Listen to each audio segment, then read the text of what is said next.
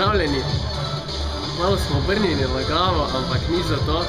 Danes bomo pogledali nekatere, spravi to niso vse, ampak 3 zelo pogoste napake, ki jih navadno delamo pri, mogoče celo 4. Spravi napake, ki pogosto delamo takrat, ko delamo trebušnjake. In prva napaka, ki jo delamo, je, da ležimo in namesto, da bi delali trebušne mišice, delamo s vratom po kura, kokoč. Se pravi, delamo to.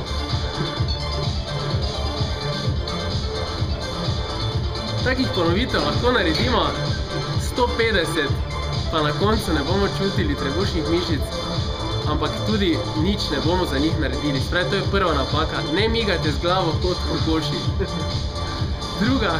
Druga napaka.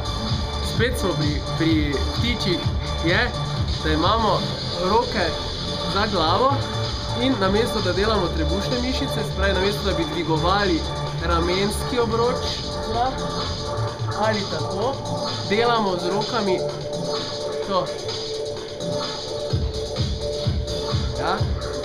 Tem malo si rečem, da delamo ko s krili, zdaj letamo, in s tem tudi ne bomo nič naredili za trebušne mišice. Torej, če hočemo narediti nekaj za trebušne mišice, moramo dvigovati naša ramena od tal. In najbolj pravilno, vse smo že sicer videli dosti vaj za trebušne mišice, ampak da še enkrat ponovimo, gledajte eno točko na stropu, roke dajte za glavo in se dvigujte,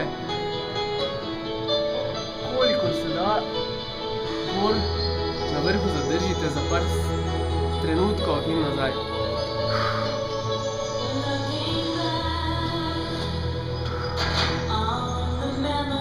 Torej, tako boste tudi čutili trebušne mišice in nekaj naredili za njih. Spravi, prva napaka, miganje z glavo, druga napaka, letanje s krili, tretja napaka, ki pa, ne bom rekel vsi, ampak zelo dosti dela, pa je, da takrat, ko imamo veliko maščobe na trebuhu, pričakujemo, da se bomo le te znebili s tem, da bomo delali trebušnjake. Torej, to pa je tretja napaka, zapomnite si, trebušnih mišic ne boste spravili na plano s tem, da boste delali trebušnjake, ampak če želite, da se bodo vaše trebušne mišice videle, začnite pri prehrani, nato pri treningu, se pravi, izgubite maščobo in je to to. Torej, to so bile 3 najbolj pogoste napake glede trebušnih mišic. Želim vam obilo uspeha pri treningih.